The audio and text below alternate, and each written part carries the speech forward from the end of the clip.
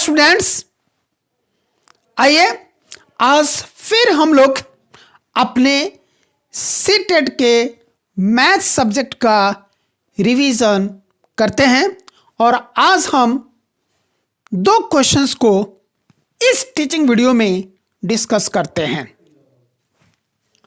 Question है, निम्नलिखित कथनों में से किसमें संख्या 3 का प्रयोग क्रम सूचक भाव में हुआ है। एक बार फिर से ध्यान से सुने, निम्नलिखित कथनों में से किसमें संख्या 3 का प्रयोग क्रम सूचक भाव में हुआ है। क्रम सूचक, क्रम, सीक्वेंस, ऑर्डर, यानी कि ये जो 4 ऑप्शंस दिए गए ए बी सी डी, इन चारों ऑप्शंस में जो कथन दिए गए हैं उनमें से किस कथन में संख्या 3 का प्रयोग क्रम सूचक के रूप में, यानी कि सीक्वेंस बताने वाले के रूप में, ऑर्डर बताने वाले के रूप में हुआ है।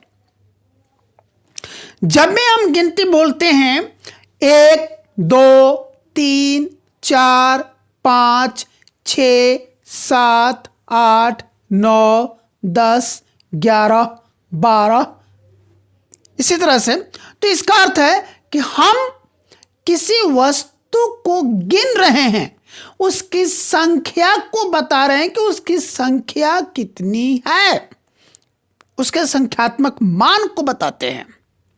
और जब हम बोलते हैं पहला, दूसरा, तीसरा, चौथा, पांचवा, छठा, सातवां, आठवां, नौवां, 10वां, 11वां, 12वां, या फिर पहली, दूसरी, तीसरी, चौथी, पांचवी, छठी, सातवीं, आठवीं, नौवीं, 10वीं वगैरह वगैरह, तो इसका अर्थ है कि यहां पर हम किसी चीज के सीक्वेंस के बारे में बात करें, उसके ऑर्डर के बारे में बात करें, उसके क्रम के बारे में बात कर रहे हैं।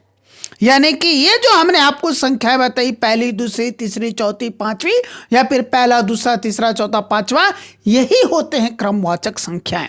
यही संख्याएं क्रमवाचक संख्याएं होती है, ऑर्डिनल नंबर्स, जिसको इंग्लिश में हम लोग first, second, third, fourth, fifth, six, seventh and so on बोलते हैं। लेकिन जब भी हम 1 2 3 4 5 1 2 3 4 5 एंड सो ऑन इस तरह से बोलते हैं, तो इसका अर्थ है कि हम किसी मैटर को, किसी पदार्थ को, किसी वस्तु को, किसी चीज को हम गिन रहे हैं कि उनकी संख्या कितनी है। तो आइए इन ऑप्शंस पर विचार करें। पहला ऑप्शन है ए, प्रत्येक समूह में 3 टीम सदस्य हैं। यानी कि यहां पर अब एक बार फिर से प्रत्येक समूह में कितने टीम सदस्य हैं उनकी गिनती की चर्चा यहां पर हुई है। यानी कि 3 जो है यहां पर ये गिनतीवाचक है, क्रमवाचक नहीं है। इस डिब्बे में 3 पेंसिलों के कई समूह हैं। यानी कि यहां भी एक समूह में कितने पेंसिल हैं उनकी संख्या को बताने के लिए, उनकी गिनती को बताने के लिए 3 शब्द का प्रयोग यहां पर हुआ है। यहां पर ये 3 संख्यावाचक शब्द है। मैं इस इमारत की तीसरी मंजिल पर रहता हूं। यहां ये जो तीसरी है यही है क्रमवाचक। यानी कि जो एक बिल्डिंग यहां पर बनी हुई है, पहली मंजिल, दूसरी मंजिल, तीसरी मंजिल, चौथी मंजिल, पहली मंजिल, दूसरी मंजिल, तीसरी मंजिल, चौथी मंजिल, यानी कि यहां पर हम एक ऑर्डर को, एक क्रम को बता रहे हैं, एक सीक्वेंस को बता रहे हैं। तो यहां पर तीसरी जो है ये क्रमवाचक के रूप में इस्तेमाल हुआ है। इस घर में 3 कमरे हैं। यानी कि एक बार फिर से घर में कमरों की संख्या बताई गई है कि 3 है। यानी कि यहां पर ये जो 3 शब्द है यह गिनतीवाचक शब्द है।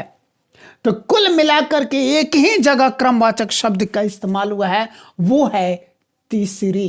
तो इस तरह से इस प्रश्न के जवाब का करेक्ट जो आंसर है, ऑप्शन है, वो है ऑप्शन सी। दूसरा क्वेश्चन देखते हैं, शुद्ध कथन को पहचानिए। यहां पर हमारे पास A B C D 4 option देगा, हर ऑप्शन में एक कथन दिया गया है। यहां हमको यह बताना है कि कौन सा कथन शुद्ध है, यानी कि सही है, करेक्ट है। ऑप्शन ए में लिखता है परिमाप और क्षेत्रफल का मात्रक समान होता है। देखिए, परिमाप का जो एसआई मात्रक होता है, परिमाप का एसआई मात्रक होता है मीटर, जबकि क्षेत्रफल का एसआई मात्रक होता है मीटर स्क्वायर, यानी कि वर्ग मीटर। अब यहां पर आप देख रहे हैं कि दोनों में अंतर है। यहां पर हमने एसआई मात्रक की बात की, एसआई मात्रक को छोड़ करके हम अगर अन्य मात्रकों की बात करें तो अगर जैसे मान लीजिए कि परिमाप लिया है सेंटीमीटर में, तो क्षेत्रफल हो जाएगा वर्ग सेंटीमीटर। परिमाप है मिलीमीटर में, क्षेत्रफल हो जाएगा वर्ग मिलीमीटर। परिमाप अगर है किलोमीटर में, क्षेत्रफल हो जाएगा वर्ग किलोमीटर में। परिमाप अगर है इंच में तो ये हो जाएगा वर्ग इंच।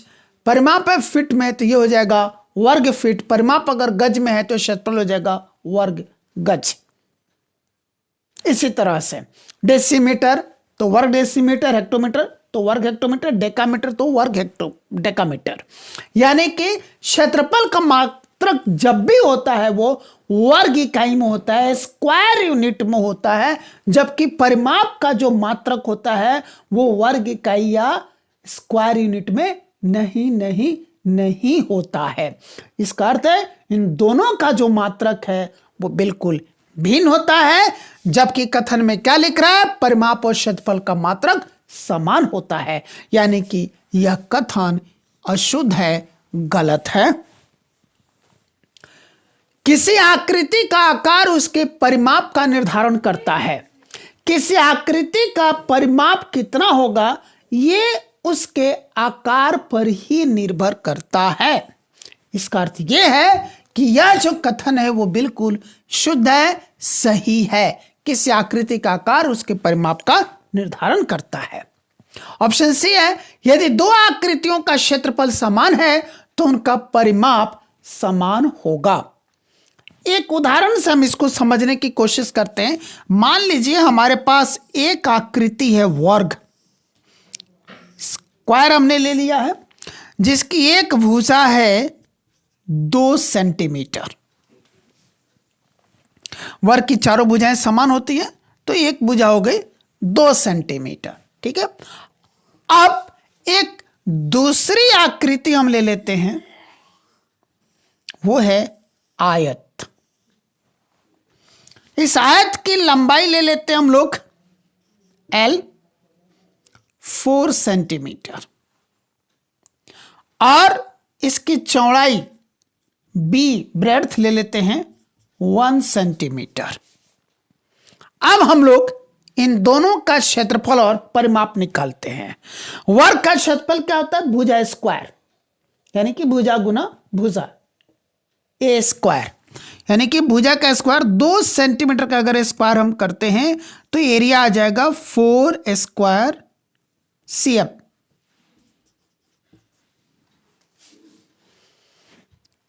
जबकि इसका अगर हम लोग एरिया निकालें रेक्टेंगल का, आयत का, तो इसका एरिया का क्षेत्रफल लंबाई गुना चौड़ाई, लेंथ इंटू ब्रेड्थ, यानी कि 4 सेम इंटू 1 सेम कितना हो जाएगा, 4 1 जा 4 स्क्वायर cm। यहां दोनों आकृतियों का क्षेत्रफल क्या है जी, समान है। अब हम परिमाप निकालें। वर्ग का परिमाप होता है 4 गुने भुजा, यानी कि 4a, 4 इंटू 2 cm कितना हो जाएगा, 4 2 जा 8 cm। ये इसका पेरीमीटर होगा, परिमाप हो गया स्क्वायर का, वर्ग का। जबकि ये आयत है, इसका परिमाप निकालें तो वो आयत के परिमाप का फॉर्मूला होता है 2 इंटू एल प्लस बी, 2 गुने लंबाई जोड़ चौड़ाई। 2 इंटू एल की जगह 4 प्लस बी की जगह 1, cm आंसर आने वाला है 4 + 1 5 2 जा 10 cm। तो आपने देखा ये दो भिन्न आकृतियां हैं, दोनों आकृतियों का क्षेत्रफल समान है परंतु इनका परिमाप समान नहीं है। इसका अर्थ है ये जो कथन यहां दिया हुआ था ऑप्शन सी में, यदि दो आकृतियों का क्षेत्रफल समान है तो उनका परिमाप समान होगा, यह कथन अशुद्ध है, गलत है। अब अगले ऑप्शन पर विचार कर, ऑप्शन डी, यदि दो आकृतियों का परिमाप समान है तो उनका क्षेत्रफल समान होगा। चलिए एक बार फिर से हम लोग एग्जाम्पल लेते हैं, दो भिन्न आकृतियां ले लेते हैं। एक आकृति एक बार फिर से हम लोग वर्ग ले लेते हैं और एक आकृति हम लोग आयत ले लेते हैं।